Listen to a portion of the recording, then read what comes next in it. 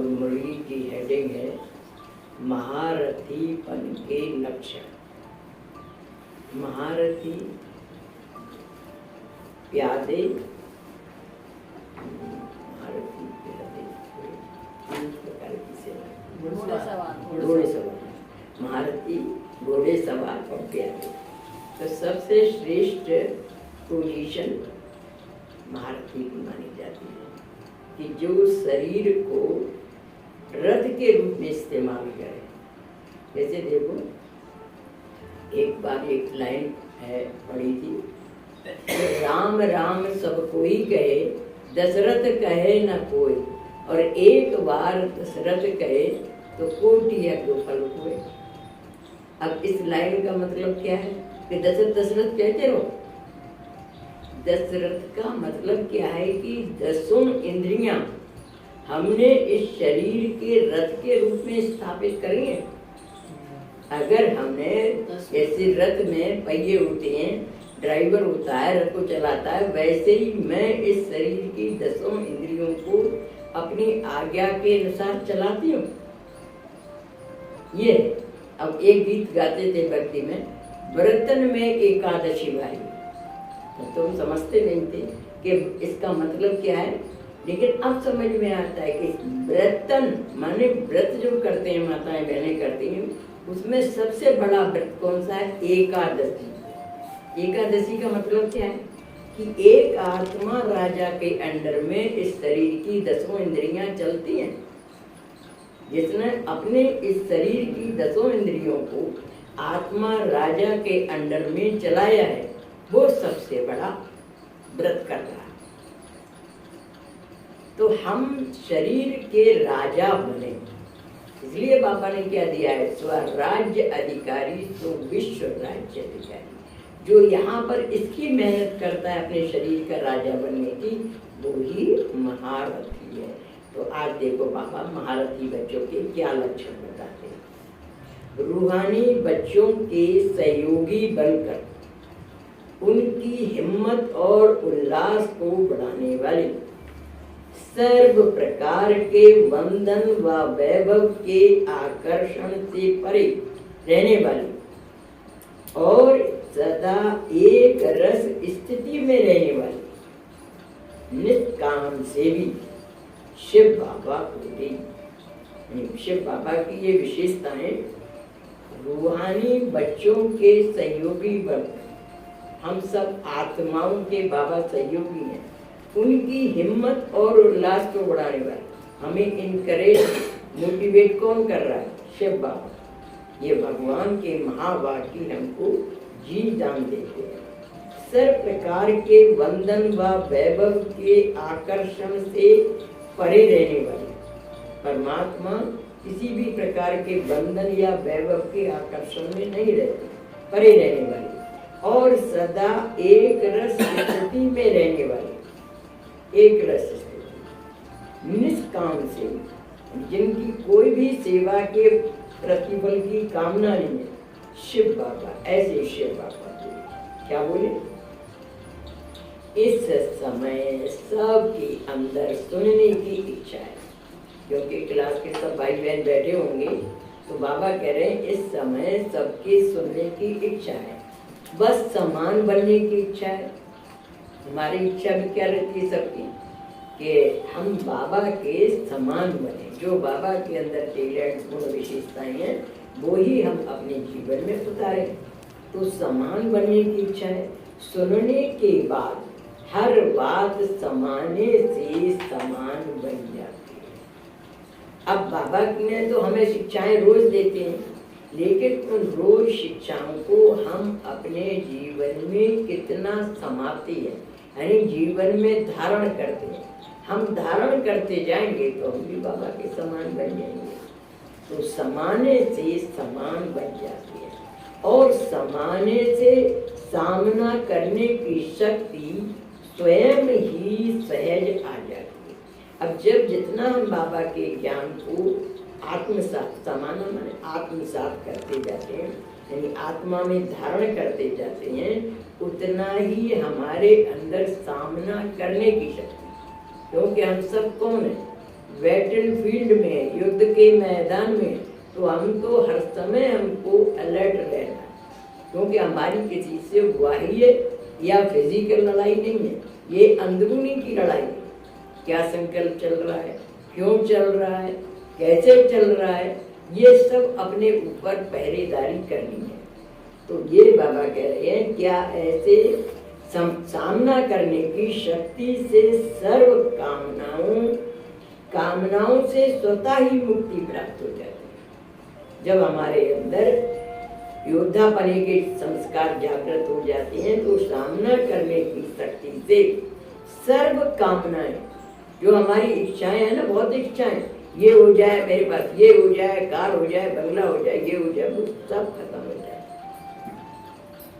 संसार की इच्छाएं, भौतिक इच्छाएं समाप्त हो जाती हैं। सर्व कामनाएं स्वतः ही मुक्ति, कामनाओं से स्वतः ही मुक्ति प्राप्त हो जाती है। क्या ऐसे अपने को मुक्त आत्मा अनुभव करते हो? आप हर एक बच्चे से पूछ रहे हैं कि अपने आप को ऐसे मुक्त समझते हो कि मैंने सारी कामनाओं को जीत लिया है, या अभी भी कोई ख्वाहिशें, संकल्प, मन में इच्छाएं हैं? किसी भी प्रकार का बंधन अपनी तरफ आकर्षित तो नहीं करता है, यानी किसी भी तरफ की कामना होगी तो वो क्या कहते, इच्छा कभी हमको अच्छा नहीं बनने दे।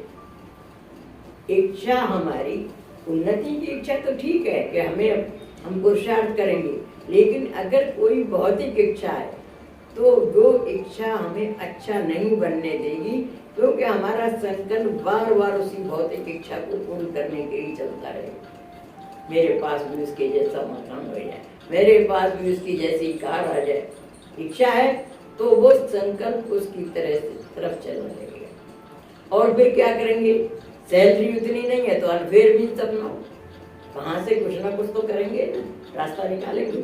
तो इसलिए बाबा कहते हैं किसी भी प्रकार का बंधन अपनी तरफ आकर्षित तो नहीं करता, बंधन मुक्त ही योग युक्त हो सकता है। जितने सारे बंधन संसार के माया जाल के काट दिए, वही परमात्मा से योग, यानी उसका ही कंसंट्रेशन परमात्मा से लग सकता है। यदि कोई भी स्वभाव, संस्कार, व्यक्ति अथवा वैभव का बंधन अपनी तरफ आकर्षित करता है तो बाप की याद की आकर्षण सदैव नहीं रह सकती। यानी यदि संसार का कोई भी हमारे अंदर इच्छा है तो स्वभाव, संस्कार या व्यक्ति अथवा वैभव का बंधन अपनी तरफ आकर्षित करता है। मेरे पास ये डिग्री आ जाए, मेरे पास ये वैभव आ जाए, मैं इतना संपन्न हो जाऊं। अगर कोई ऐसी भौतिकता की, सांसारिक कोई इच्छा है तो क्या होगा, बाप की याद की आकर्षण सदैव नहीं रह सकती। जैसे कल बाबा ने कहा था ना, एक ज्ञान में दो तलवार नहीं रह सकती, सत्य भी चले और असत्य भी चले। ऐसे यहाँ पर बाबा कह रहे हैं कि अगर कोई भी आकर्षण मन में है कोई, कि मेरी ये तमन्ना पूरी हो जाए, फिर मैं बाबा के याद में चलूंगा, तो क्या होगा, बाप की याद, आपका आकर्षण बीच बीच में डिस्टर्ब करता है, क्योंकि वो उसकी भौतिकता की इच्छा पूरी करने की तरफ दिमाग है। आप हवाले कर दो भगवान के और छोड़ दो उसको, तेरा काम तू जाने। जैसे कहते हैं ना, action is thy duty not about Dai concern. कर्म करना हमारा फर्ज है, लेकिन कर्म के पीछे जो आकर्षण है ना फल प्राप्ति का, वो नहीं होना चाहिए। गीता में लिखा ना, कर्मंडे वाली का रस्ते महाक्लेश पता चला, वो आकर्षण हमें खींचता रहता है और फिर वो हमारे को लक्ष्य से विचलित कर देता है, बार बार उसकी तरफ जाए। किसी का मान लीजिए नाम मान शाम कहिए, मेरी तारीफ नहीं करती बहन जी, मेरी तारीफ, मेरे को कुछ रिटर्न में नहीं मिला, सबको ये मिला, मुझको नहीं मिला, उसका दिमाग में वो कांटा घूमता ही रहेगा और परमात्मा से जो योग लगना चाहिए वो नहीं लग पाएगा।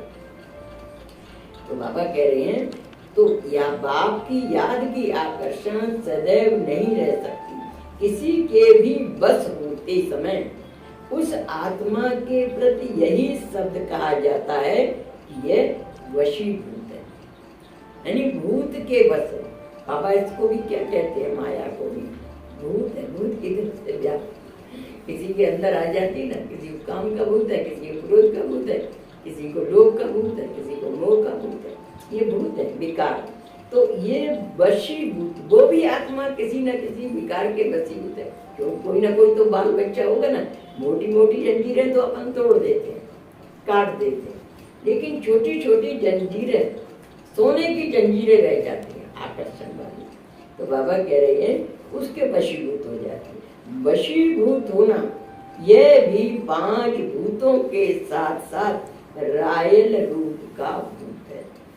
अगर किसी प्रकार की हम इच्छा मन में पाले हुए हैं, ये काम और हो जाए, ये हो जाए, तो वो भावना हमारी क्या हो जाएगी, वशीभूत होना। यह भी 5 भूतों के साथ साथ रायल रूप का भूत है। जैसे भूतों की प्रवेशता से अपना स्वरूप, अपना स्वभाव, अपना कर्तव्य, अपनी शक्ति भूल जाती। देखो ये वाइब्रेशन है ना, काम क्रोध लोग विकार ही सब। और जब इसमें से कोई भी विकार मनुष्य के अंदर प्रवेश कर जाता है तो उसका फेस, उसकी लैंग्वेज, उसका एक्सप्रेशन, उसके हाव भाव सब बदल जाते हैं। वो क्योंकि जैसे आपने शायद देखा होगा, नहीं देखा होगा, कोई ऊपरी सोल आ जाती है, उसको भी कह देते हैं भूत आ गया। किसी के शरीर में ऊपरी सोल आ जाती है, तो वो ऊपरी सोल जो शरीर के अंदर सोल है ना, उसको दबा देती है, अपना डोमिनेट करने देती है। वो एक्टिविटी जैसी करवाएगी ना, वो शरीर उसका फिर वैसा ही करेगा। उसकी सोल जो आत्मा है तो उसके शरीर में आत्मा, लेकिन वो आत्मा दब जाती है, जैसे साइलेंस हो जाती है, और वो करवाएगी, चाहे चिल्लाए, चाहे डांटे, चाहे कुछ भी करवाए, अनराइटियस काम भी करवा देगी। तो उसको भगाने के लिए क्या करते हैं, बहुत उसको मारते हैं, पीटते हैं, मिर्चों का धुआं देते हैं। लौकिक में हमने बचपन में ऐसी घटना देखी थी कि एक शरीर में आती थी, तो उसको भगाने के लिए इतने ठटकरम करते थे लोग, तो उसको बड़ी मुश्किल से वो आत्मा जाती थी। तो ऐसे ही क्या करते हैं कि यहाँ पर भी बात पर कह रहे हैं कि जिसके अंदर कोई भी विकार के वशीभूत आत्मा हो जाती है, तो उसका सारी एक्टिविटीज चेंज हो जाती है।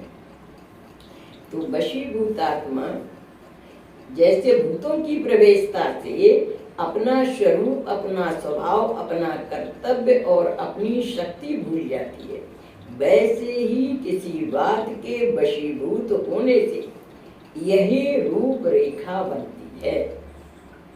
वशीकरण मंत्र देने वाले कभी भी वशीभूत नहीं हो सकते। अब हम बच्चों को बाबा क्या कह रहे हैं कि आप बस में करने वाले मंत्र देने वाले, तो वशीकरण मंत्र देने वाले कभी भी वशीभूत नहीं हो सकते। बाबा के बच्चे किसी भी विकार के वशीभूत या किसी भी विकार के बाल बच्चे के वशीभूत। ये सब ईर्ष्या, द्वेष, वैर, नफरत, ये क्या बाल बच्चे हैं, छोटे छोटे हैं। मोटे मोटे तो काम क्रोध लोभ मोह अहंकार, लेकिन इनके बाल बच्चे बहुत है ना, तो इनके किसी के भी वशीभूत नहीं हो सकते। तो अब ये चेक करो कि कहीं वशीभूत तो नहीं हो। यानी ये पढ़ाई जो अव्यक्त मुरलियां है ना, ये सारी अपनी सेल्फ चेकिंग के ऊपर अपना निर्माण करना है। तो हर एक आत्मा बिल्कुल निष्पक्ष न्यायाधीश की तरह से अपने आप अगर मुरली पढ़े और मुरली को समझे और अपना जीवन वैसा बनाए, तो सचमुच में हीरा बन जाए। हम अपने काम का जस्टिफिकेशन देते रहते, क्या करें, वो करना पड़ता है ना, क्या करें, परिवार को भी तो देखना पड़ता है ना, संसार को भी तो देखना पड़ता है। तो वही कहावत हो गई, अंधा बांटे रेवड़ी फिर अपन को दे। निष्पक्ष न्यायाधीश नहीं बन पाते। अपने उस गलत काम का हम कहीं ना कहीं जस्टिफिकेशन कर देते रहते, तो फिर कहाँ से आएगी? पक्षपात तो मन में बैठा है। अगर हम बिल्कुल निष्पक्ष न्यायाधीश की तरह से भगवान की हर आज्ञा को श्रोधार करें तो बिल्कुल भगवान समान बन जाए। जैसे वो बनाना चाहता है वैसे ही हम बन सकते हैं और बन सकते होंगे और बने होंगे ये मारुति आत्माएं। तभी तो भगवान ने कहा पास विद ऑनर सब नहीं होते हैं, वही पास विद ऑनर होते हैं जो उन्होंने ऐसा बनने का पुरुषार्थ किया, इतनी कड़ी मेहनत अपने ऊपर की है। तो बाबा कह रहे हैं कि कहीं वशीभूत तो नहीं है, चेक करो। आजकल बाप दादा विशेष कार्यक्रम में बिजी रहते हैं। वह कौन सा कार्य होगा? कोई भी कार्य में बाप के साथ बच्चों का संबंध होगा ना, तो अपने से संबंधित कार्यक्रम को नहीं जानते हो क्या? अमृत वेले जब बाप से गुड मॉर्निंग व रूहान करने आते हो तो उस समय अनुभव नहीं करते हो या उस समय लेने में ही ज्यादा बिजी रहते हो? क्या टच होता है? बाबा पूछ रहे हैं अमृत वेले बाबा की याद में जब बैठते हो तो बाबा टचिंग देता है बहुत से बच्चों को। तो बाबा कह रहे हैं क्या टच होता है? वर्तमान समय समाप्ति का समय समीप आ रहा है, यानी अब तो हम कहाँ पहुंच गए? बिल्कुल एंड की तरफ पहुंच गए। ये वाणी है 74 की, तो उससे भी ये 50 साल लगभग होने जा रहे हैं। तो इससे पहले हम इतनी पहले भगवान ने अलर्ट किया तो अब तो पी पॉइंट पर पहुंच गए, तो अलर्ट हो ही जाना चाहिए। तो क्या टच होता है? वर्तमान समय समाप्ति का समय समीप आ रहा है। समाप्ति में लास्ट और फर्स्ट दोनों का प्रत्यक्ष रूप में साक्षात्कार होता है। बाप दादा हर रोज हरेक की सेटिंग और फिटिंग ये दोनों ही बातें देखते हैं, यानी सेटिंग और फिटिंग ये दोनों बातें देखते हैं। अब बाबा आगे एक्सप्लेन करेंगे। कोई कोई अपने आप को सेट करने की कोशिश भी करते हैं, लेकिन फिटिंग ठीक ना होने के कारण सेटिंग भी नहीं होती। फिटिंग क्या और सेटिंग क्या, यह तो आप जानते हो ना। अब बाबा उसको एक्सप्लेन कर रहे हैं। ईश्वरीय मर्यादाओं में अपने आप को चलाना, यह ईश्वरीय मर्यादाएं हैं फिटिंग। यानी भगवान की हमारी जो पढ़ाई है इसमें एक पॉइंट है मर्यादा पुरुषोत्तम, यानी हमारा हर कार्य सामान्य नहीं होना चाहिए, साधारण नहीं, अनराइटियस नहीं होना चाहिए। हर काम टू द पॉइंट राइटियस और मर्यादा पूर्ण होना चाहिए। तो बाबा यही बात कह रहे हैं कि ईश्वरीय मर्यादाओं में अपने आप को चलाना, यह ईश्वरीय मर्यादाएं हैं फिटिंग। इन मर्यादाओं के आधार से स्थिति की सेटिंग होती है, यानी इन मर्यादाएं जब हमारे जीवन का अंग बन जाती हैं, मैंने हम उनको मर्यादाओं को अपने जीवन में आत्मसात कर लेते हैं, हमारा ऐसा ही जीवन चलेगा। तो इन मर्यादाओं के आधार से स्थिति की सेटिंग होती है, यानी सेट हो जाता है, फिर वो उसके अनुसार ही काम करेगा। कभी उतार चढ़ाव की स्थिति उसको डामाडोल नहीं करेगी। बाप दादा जब नंबरवार महावीरों को देखते हैं, महारथियों के महारथी सेट की सेटिंग करते हैं, तो क्या देखते हैं? कोई न कोई बात की व मर्यादा की फिटिंग न होने के कारण सीट पर सेट नहीं हो सकते। परमात्मा का एक रूप टीचर का भी है। जैसे हम टीचर होते हैं तो क्या देखते हैं, कौन कौन का स्टूडेंट क्लास में फर्स्ट क्लास है, कौन सेकंड क्लास है, टीचर की निगाह में रहता है ना। तो ऐसे ही बाबा भी क्या करते हैं, हम सब विद्यार्थी हैं तो बाबा भी हम बच्चों को छांटते हैं कि कौन बच्चा कैसे पढ़ के लायक है, कहाँ रिजल्ट कर रहा है। तो बाप दादा जब नंबरवार महावीरों को देखते हैं, वह महारथियों के महारथी सेट की सेटिंग करते हैं कि ये महारथी सेट में सम्मिलित हो रहे हैं, सेटिंग करते हैं। तो क्या देखते हैं, कोई ना कोई बात की व मर्यादा की फिटिंग न होने के कारण, यानी ईश्वरीय मर्यादा का कहीं कहीं हम उल्लंघन कर देते हैं तो लाइन से वो नीचे आ गया, फिटिंग नहीं हो पाई। फिटिंग न होने के कारण सीट पर सेट नहीं हो सकती, फिर उसको वो सीट नहीं दे सकते क्योंकि उसकी फिटिंग ठीक नहीं है, तो सीट पर सेट नहीं हो सकती। अभी अभी सीट पर है और अभी अभी सीट के बजाय कोई ना कोई साइट पर दिखाई पड़ते हैं। तो बाप दादा इसी कार्य में बिजी रहते हैं क्योंकि हम सबकी वो टीचर है ना, तो देखता रहता है कहाँ हमारी फिटिंग ठीक है, कहाँ तो ये सेट होने लायक है, फर्स्ट ग्रुप में आने लायक है, पास विद ऑनर में आने लायक है, कौन सी डिवीजन में आने लायक, क्योंकि उसे माला बनानी है ना 16,000 की माला बनेगी, 9 लाख की भी माला बनेगी, 100 की भी माला बनेगी और अष्टरत्नों की भी माला बनेगी। जरा सा भी हमारा गलती मान में कर जाता है, यही काम करता है। हाँ यही तो काम करता रहता है उसको काम क्या है, हम बच्चों को ही तो देखना है कि मैंने पढ़ा दिया, अब पढ़ाने के बाद कितना ये होमवर्क करते हैं। हम लोग टीचर थे तो हम भी तो देखते थे ना कि भाई कितना बच्चा होमवर्क कर रहा है, उसी के अनुसार तो निकालते थे ये फर्स्ट डिवीजन है, सेकंड डिवीजन है, जो बिल्कुल हर काम में अप्रोप्रिएट है, टाइम से आना, ऑफिस जमा करना, क्लास करना, होमवर्क करके लाना, तो समझते थे ये प्राइवेट अटेंशन दे रहा है, कोई तो आए बैठे चले गए मतलब ही नहीं है। तो उसी प्रकार भगवान भी तो हमारा टीचर है ना, तो वो हर चीज बहुत गहराई से देखते हैं क्योंकि हमें तो किसी के अंतःकरण की मालूम भी नहीं होती है, तो सामान्य थे ना, तो और भगवान तो हमारे अंतःकरण की भी जानता है ना कि मन में क्या भावना है, तो वो हमको उसी के अनुसार मार्ग देता है। बाबा क्या देखें, अभी अभी स्किट के बजाय कोई कोई साइट पर दिखाई पड़ते हैं, तो बाप दादा इसी कार्य में बिजी रहते हैं। उम्मीदवार दिखाई बहुत देते हैं और लाइन भी बहुत बड़ी दिखाई देती है, लेकिन प्रमाण स्वरूप कोई कोई होता है। यानी टीचर भी सर्टिफिकेट कब देता है, जब कई बार आजमा लेता है उस स्टूडेंट को, तब कहता है हाँ उसको ऐसा, वो स्टूडेंट ऐसा ही।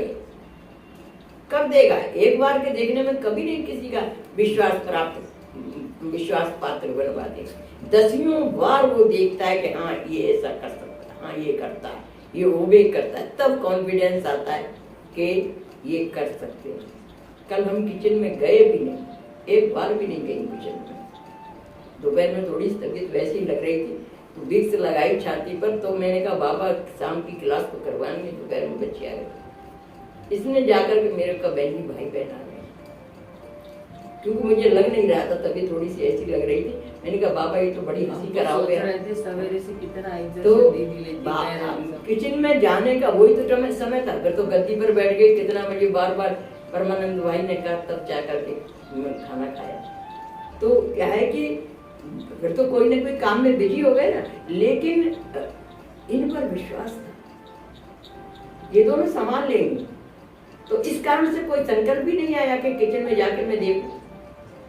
तो ऐसा विश्वास प्राप्त करना भी कोई एक बार में नहीं बन जाता है, कई बार जब आजमा लिया कि हाँ ये लोग परफेक्ट हो गए, तब तो विश्वास पात्र बने ना। तो ऐसे ही हम भी विश्वास पात्र कैसे बनते हैं, भगवान भी हमको हजारों बार आजमाता है, फिर जब देखता है कि हाँ इसके अंदर कोई वो नहीं होता है, तब वो सर्टिफिकेट देता है। तो बाबा कह रहे हैं कि कोई प्रमाण पत्र, लेकिन प्रमाण स्वरूप कोई कोई होता है, हर एक नहीं बनता है। जब कई बार आजमाने के बाद वो उस पर विश्वास बैठता है तो प्रमाण स्वरूप कोई कोई होता है। उम्मीदवार बनने के लिए मुख्य कौन सा पुरुषार्थ है बहुत सहज पुरुषार्थ, लेकिन अपनी कमजोरियों के कारण सहज को मुश्किल बना देती हैं। उम्मीदवार बनने का सहज पुरुषार्थ यही है कि हर बात में बाप की जो बच्चों के प्रति उम्मीद है वह बाप की उम्मीद पूरी करनी है। उम्मीदवार बनना है, बाप की उम्मीदें पूरी करना बच्चों के लिए मुश्किल होता है क्या? बाबा पूछ रहे हैं, बाप की उम्मीदें पूरी करना बच्चों के लिए मुश्किल होता है क्या? बच्चे का जन्म होता ही है बाप की उम्मीदें पूरी करने के लिए। बच्चे काहे के लिए बने?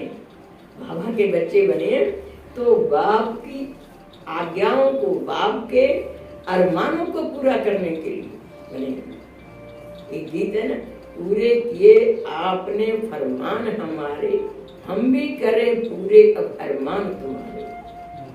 ये दिल में तमन्ना होनी चाहिए कि बाबा जितनी प्यार से पढ़ाता है तो हमारा फर्ज क्या बनता है कि हम भी बाबा के हर वाक्य को अपने जीवन में उतारें।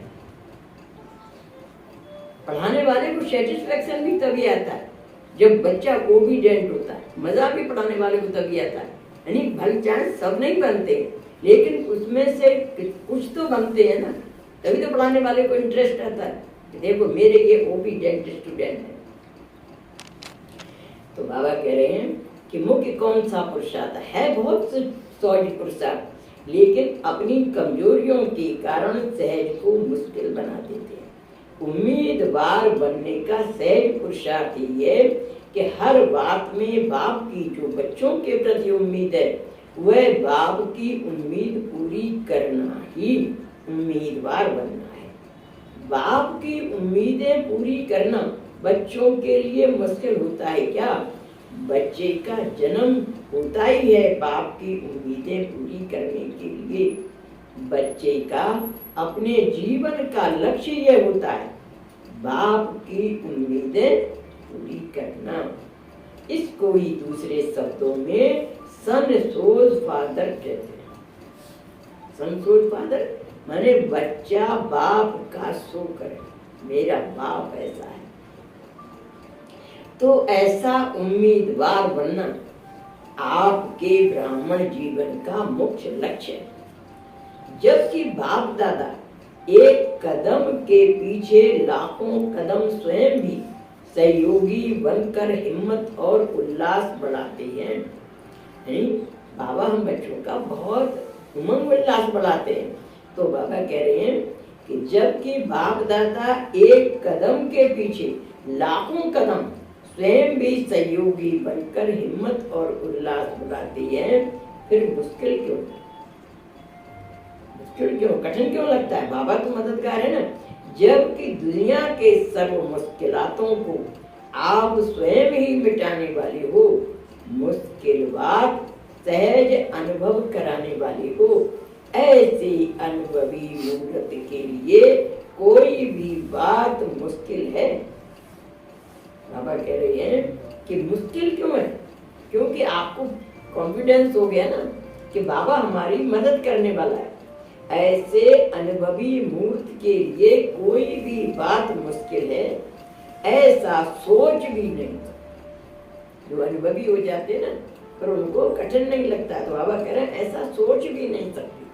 प्यादों का अनुभव मुश्किल जानना होता है, जानना ठीक है।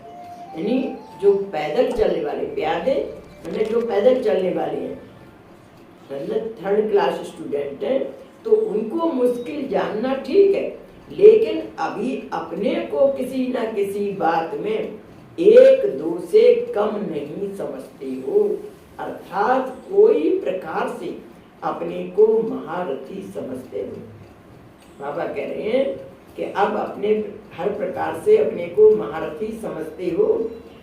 प्यादे की थिंकिंग और महारथी की थिंकिंग, धरती आसमान का अंतर होगा ना।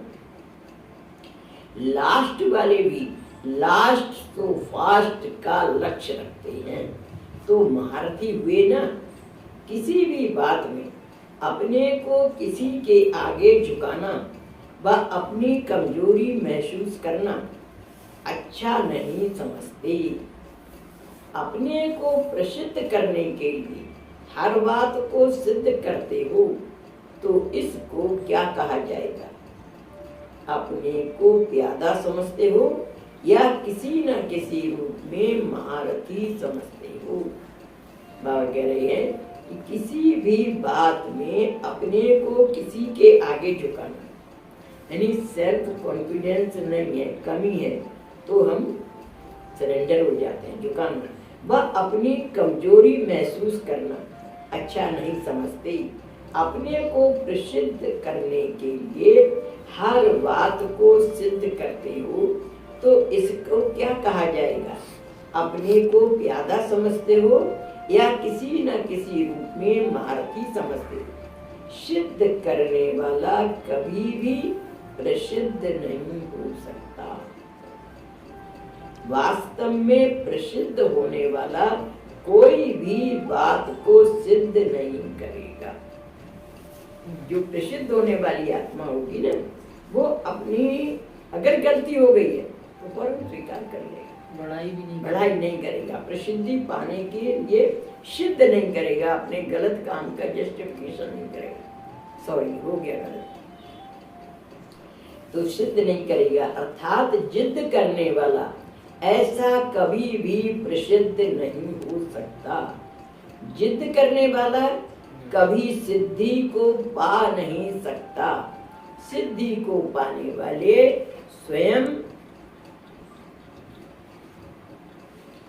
स्वयं को नम्र चित्त, निर्माण, हर बात में अपने आप को गुण ग्राहक बनाएगा। क्या विशेषताएं बताएं? कि नम्र चित्त होगा, निर्माण, मान की उसके अंदर इच्छा नहीं होगी, हर बात में अपने आप को गुण ग्राहक यानी गुण ग्रहण करने वाला बनाएगा। लक्ष्य रखते हो प्रसिद्ध होने का और पुरुषार्थ करते हो दूर होने का, यानी जिद करने से क्या हो जाते हैं? दूर हो जाते हैं। तो बाबा कह रहे हैं कि लक्ष्य रखते हो प्रसिद्ध होने का और पुरुषार्थ करते हो दूर होने का, तो ऐसी चेकिंग अपनी करो। चेकिंग भी महीन चाहिए, यानी कहीं अचेतन मस्तिष्क में भी या अचेतन मन में भी आपकी प्रसिद्धि की कामना है क्या? इस बात को बाबा हमारी अंदर की मशीनरी की एक एक पुर्जे की जानकारी रखते हैं, तो अगर वो है तो ये भी अच्छा नहीं है। महारथी को कोई बात मुश्किल अनुभव हो, वह महारथी ही नहीं, यानी उसको कोई भी बात कठिन नहीं लगेगी। महारथी को मुश्किल अनुभव हो, वह महारथी ही नहीं। महारथी अपने सहयोग से और बाप के सहयोग से औरों की मुश्किल भी सहज करेंगे। महारथी यानी जो अपने शरीर के राजा हैं, शरीर को रथ के रूप में इस्तेमाल करते हैं, तो वो आत्माएं महारथी अपने सहयोग से और बाप के सहयोग से बाबा करवाएगा। अपने ऊपर भी कॉन्फिडेंस होता है उनको और बाबा के ऊपर भी कॉन्फिडेंस होता है और बाबा मदद भी करता है। ऐसा नहीं कि बाबा मदद नहीं करता, तो बाबा मदद भी करता है, सहयोग से औरों की मुश्किल भी सहज करेंगे। महारथियों के संकल्प में भी कभी यह कैसे, ऐसे क्यों, यह प्रश्न नहीं उठ सकता। ये कैसे होगा या ऐसे क्यों करें, यह प्रश्न भी नहीं उठ सकता। कैसे के बजाय ऐसे शब्द आएगा, क्योंकि मास्टर नॉलेजफुल त्रिकालदर्शी होना। बाबा कह रहे हैं कि आप क्या हो, सारा ज्ञान आपके अंदर है, मास्टर नॉलेजफुल और त्रिकालदर्शी, तीनों काल का देखने वाले हो। इन बातों को चेक करो। कैसे करूं, कैसे होगा, ये न स्वयं प्रति न दूसरों के प्रति चले। नहीं, अपने ऊपर भी इतना कॉन्फिडेंस हो, कोई भी काम है तो उसको न अपने प्रति कैसे होगा, न दूसरों के प्रति कैसे होगा, ये संकल्प भी नहीं आए। यह न स्वयं प्रति न दूसरों के प्रति चले, दोनों ही रूप में प्रश्न समाप्त हो। ऐसा ही सदा प्रसन्न चित्त व हर्षित रहता है। जिसके मन में क्यों क्या कब कैसे प्रश्न नहीं रहते, वो आत्मा हमेशा खुश मिजाज रहती है, प्रसन्न चित्त रहता है। ऐसे ही सदा प्रसन्न चित्त व हर्षित रहता है। अब समझा महारथी के लक्षण क्या है। हर समय हर काम में वो एवर रेडी होगा और प्रसन्न चित्त होगा। कभी भी उसके मन में किसी से कंप्लेन नहीं होगी, शिकायत नहीं होगी। तो ऐसा ही सदा प्रसन्न चित्त व हर्षित रहता है। अब समझा महारथी के लक्षण क्या हैं। करने में कम नहीं, जब एक दो के संपर्क में आते हैं तो एक दो से स्वयं को कम नहीं समझते। समझने में हरेक अपने को अथॉरिटी समझते हैं और अपना हक रखते हैं। समझने और करने इन दोनों में हकदार बनो। बाबा कह रहे हैं कि समझते हो और करने, इन दोनों में अपने आप को हकदार मालिक समझो। तब ही विश्व की इस ईश्वरीय परिवार की प्रशंसा के हकदार बनेंगे।